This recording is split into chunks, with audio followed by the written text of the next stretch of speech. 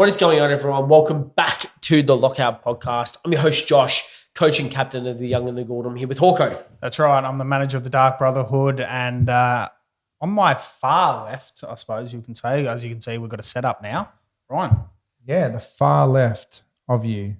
It's Ryan, and I'm the leader of Greater Western Richmond. The pauses are real. I'm kidding. I'm that excited to talk about North Melbourne.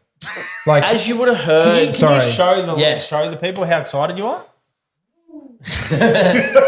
as you would have heard though, the obviously Richmond preview has gone up. That was Ryan's team, so he was really invested. Speaking a lot of shit, but he's not as invested in North Melbourne. So we'll just see how we go with this one. All but right. we're back to talk North Melbourne. The review. But before we actually get into the review of the year just gone, let me kick things off.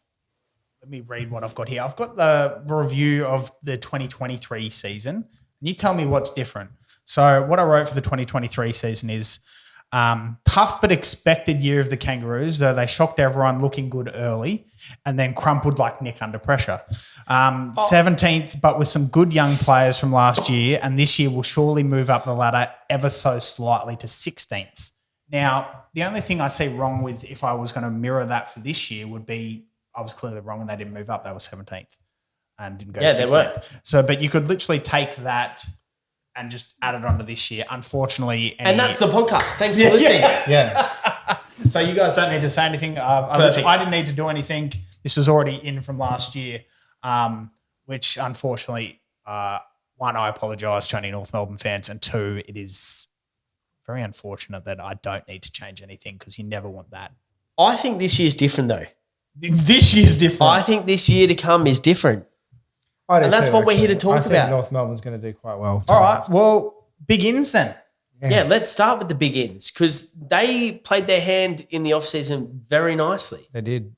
All right. Well, we got Jack Darling, which came over Relatively tall in. From the Eagles. You got Caleb Daniel. From the Bulldogs. Yeah. And then a sleeper. Another one, obviously I haven't got to the rookies yet. This guy's going to bring Bit of edge. instant veteran leadership and a former captain of the Sydney Swans, Luke Parker.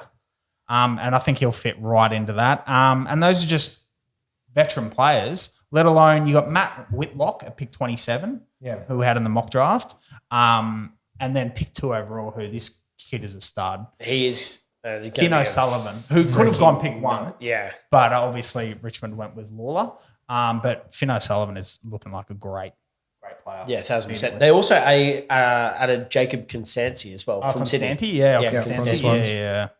But yeah, look, unfortunately though, let's go to the outs. Some big outs. There is some big outs. Well, not really. But well, kind of medium outs. Medium to big. You got Liam Shields and Jaden Stevenson, who both retired. And Hugh Greenwood as well.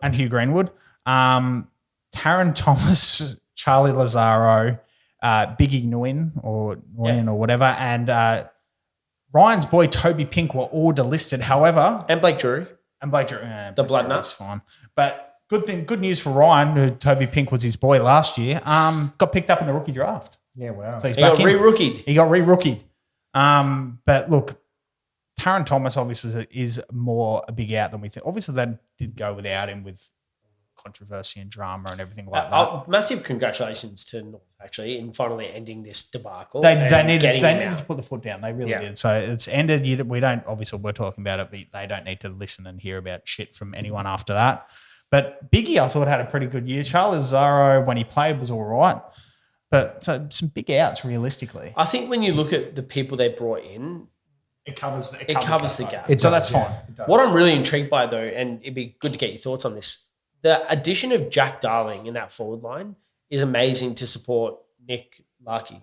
Oh, 100%. Because he just gets absolutely battered. But the good thing also is that means Charlie Comben can stay back. But what do they do with him? Because they love Charlie Comben as the centre half. No, keep him back now. Just keep him back.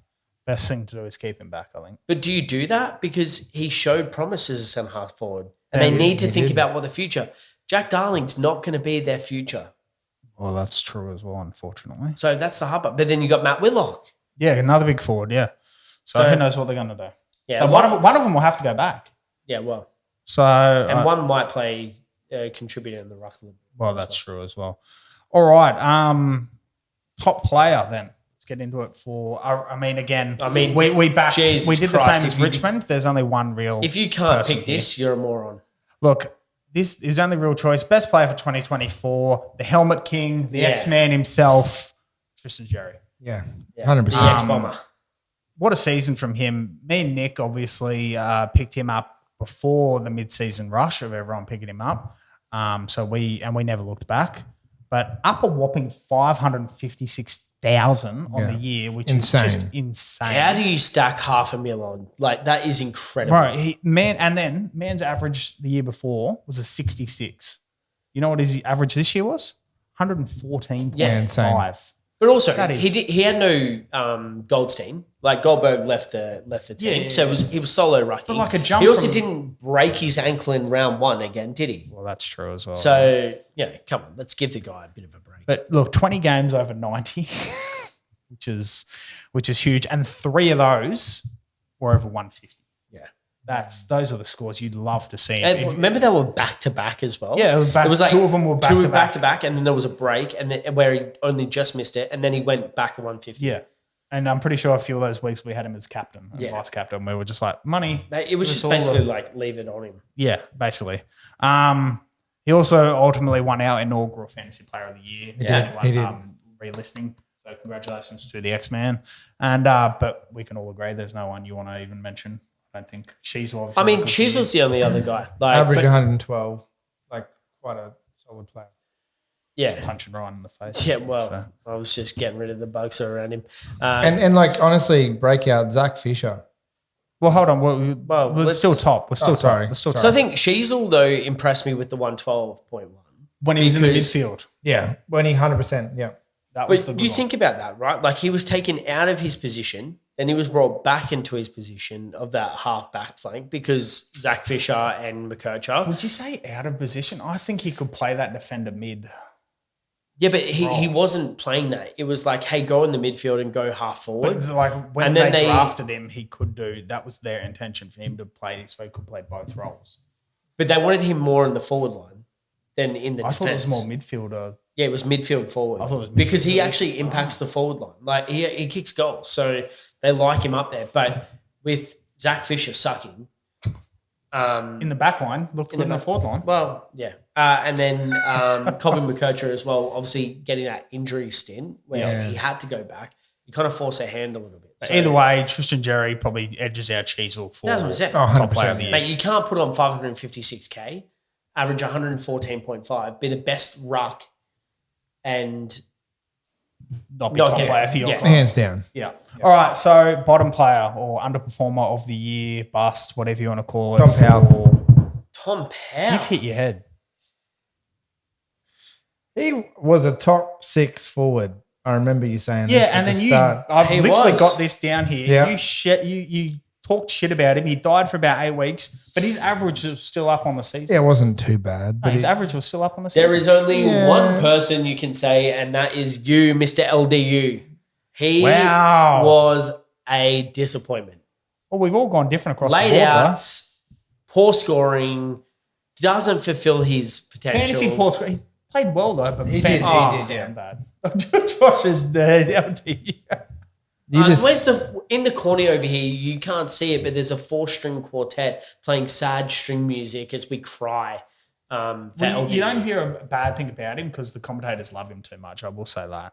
This is a bloke that was saying St Kilda were going to give him $10 million. They still probably will. Oh, honestly. All right, so I've gone not a big fantasy relevant player, I should say. I've gone Luke McDonald. Who? Down 150k on the year. You can stop watching now. Nothing over. I think he had 1 game over 90. And yeah, just looked truly lost on the field, regardless of all the positions they tried him out on the entire year. But that's where. What about Simkin? No, Simkin actually started to look good. Simkin did good. Okay, let's just come back a step here. So Luke McDonald, the 30-something-year-old that's been just shafted out because they brought in Zach Fisher and Colby McKercher to basically take his role. Yes. Is being asked for the first time in his career to be a shutdown defender. Yes. Oh, my God. And you're going to blame him? Yep. Oh, Jesus Christ. I don't want to blame anyone else. It's Luke McDonald. It's all his fault. It's all his fault. Oh, not at all. Ryan, who did you go with? He went Tom Powell, the Tom crazy Powell, yeah, bastard. that's- What's worse for you? What's worse pick? Oh, Tom Powell, that's a horrible That's pick. a poor pick. Yeah. Yeah, I know you were hurting when you picked him. Oh my God. I wasn't hurting. I was doing quite well when I picked him. And Boom then, player for this year, or for last year, I should say. Boom. boom player. Probably McKercher, really. Yeah, McKercher. Easily could say Jerry, obviously. Yeah. Well, 550. 556. And a double on I think average. that kind of like goes without saying. Yeah, of course. But McKercher and Fisher. McKercher and Fisher. Fuck Fisher. He is not the boom player. Josh, you were all over Fisher's dick last year, basically. At the start, yeah. And then I saw what he put up, and I was like, "Well, this is fucking lost, hasn't it?" All right. Look, And tell me I'm wrong. You're not. Look, I had a couple. McKercher, obviously, the rookie had 6 over 100 when he was on that flank. Was up 447,000. Yeah. So That's not too the bad. best role in AFL fantasy football. I mentioned one who this man got cursed into infinity, as we were just saying. Tom Powell had 6 games over 100 and went up 21 points on his average. So how do you have him as a bottom player? Because he was going to be a top 6 forward and he wasn't. Oh, this guy. But look, my main one, I went George Wardlaw. Oh, yeah. Had 5 games over 100, was up 124K. And when he was on, before he got that injury, he was looking really good, was he not? Yeah, he was. But how do you then? Fair enough. Do you know what? I'm not here to poke holes in anyone. You clearly are. No, I'm not. Oh, well, shit. Great pick. All right, well, then let's keep going. Breakout. This year. This year, who's going to break out? Well, Ryan, you go from that end of the table if you want. Okay, so breakout this year has to be Finn O'Sullivan. I'm going to say finish something. Yeah, well, it's not pick 2 overall. It's Like- too shabby. He's going to be a diamond. Diamond in the rough. do you know what? It's really hard to pick because I sit there and I'm like, yeah, Finn O'Sullivan, obviously. But then, He looks incredible yeah, but where does he play? Like, on the field. yeah, okay. But Not- you've not got left or right you've out. got Wardlaw. Obviously, Yep. he's pretty much locked in. Is he? Sheezel would be half forward midfield. You'll have LDU because he can only play in one position. Well, Sheezel won't be going back line either, yeah, so he'll So definitely be forward. is Luke Parker a forward? Or is he a midfielder? A forward to midfielder rotation. So maybe he and Sheezel offset. So then where do you fit Finn O'Sullivan into that? Because you're probably, unless they put him off the half back, but then what are you doing with McKercher?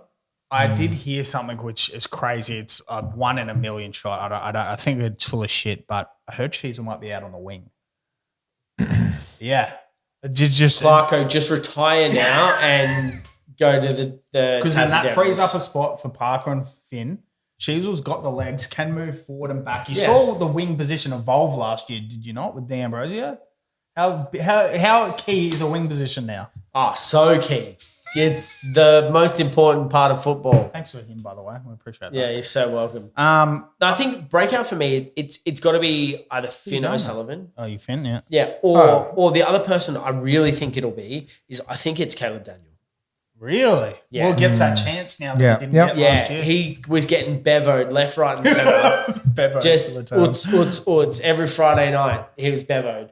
But I think that given a chance in a team that needs a bit of maturity, they're going to like to play him off the half back probably, and he's a great user of the footy. It makes complete sense. So we've all kind of gone 2 players here.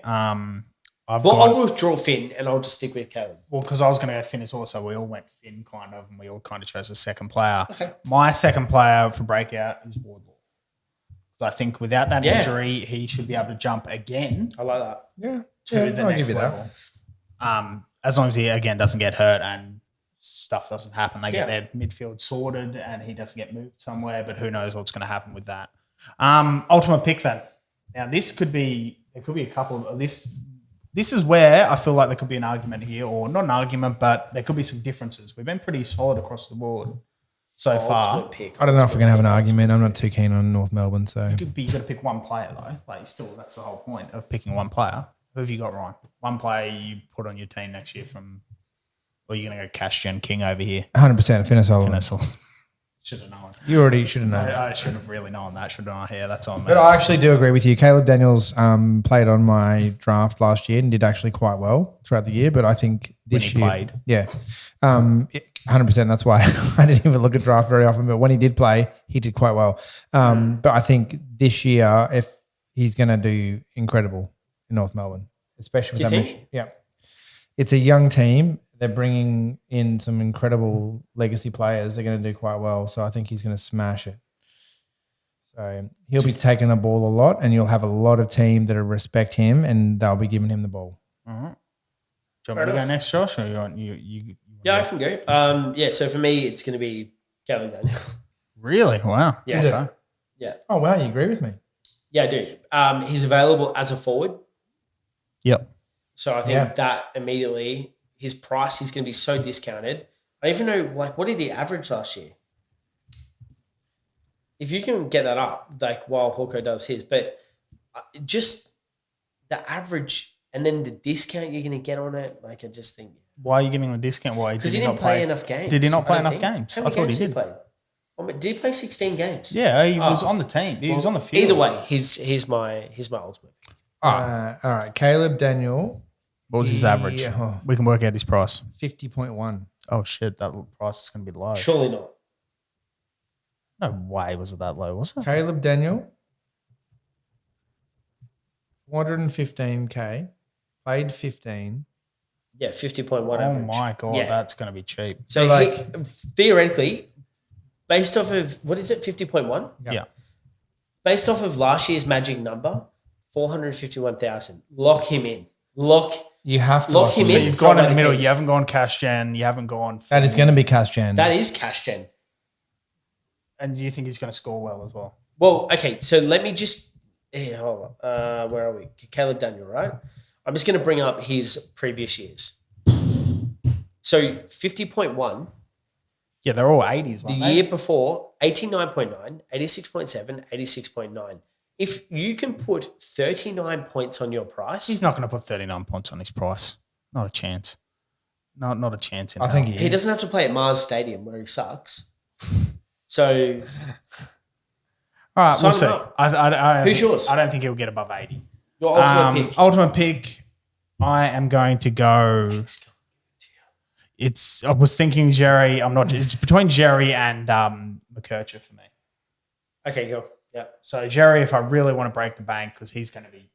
Mate, he is Priced probably out your the set and wazoo. forget, honestly. If That's you what went I mean. him and like a Roland Marshall, that's like 2.5 mil gone, but But then you're not touching it for the rest of unless somebody gets injured. yeah.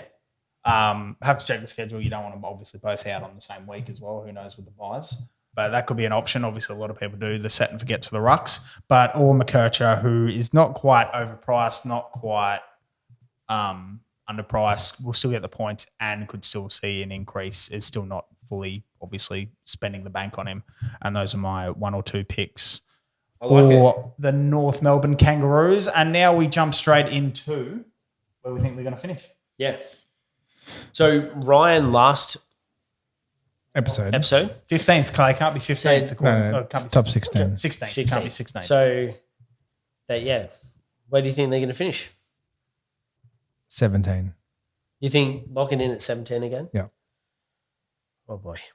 I would say that they probably go a little bit higher than that. I think that they probably finish 16, 15, somewhere around there. Got to pick one. Let's go 16th. And then that is where I'm basically looking as well. I was looking at 15, 16, but I wanted to lock it in. I am also going to say I'm going to go 16th as well. Yeah. Sportsbet have it at over under 5.5 wins. So if you have a look at the season ladder five now, and a half. I reckon they'll get over 5.5. so that would put them at 16th. Yeah. Okay. So go I like over it. that. So All right. Well, that's going to wrap up our North Melbourne preview, review, everything like that. That's our second episode so far of this year. And we'll be back with who's next, boys? We've got West Coast. The Eagles. Yeah, so the Eagles finished just above them this year. So, yeah, the Eagles will be our next episode. So we'll see you there. Let us know what you think as well of our new format. And Hopefully Ryan's a bit more excited. You could tell. Yeah, a bit more animated, you know? That he didn't want to be here for I'm not a Kangaroos fan, eh? What about you, Eagles fan? Hartley Reid looks So a little bit lively, but yeah. Guys. All right, we'll be back. Thank you for listening and watching, and we'll see you in the next one. Peace out.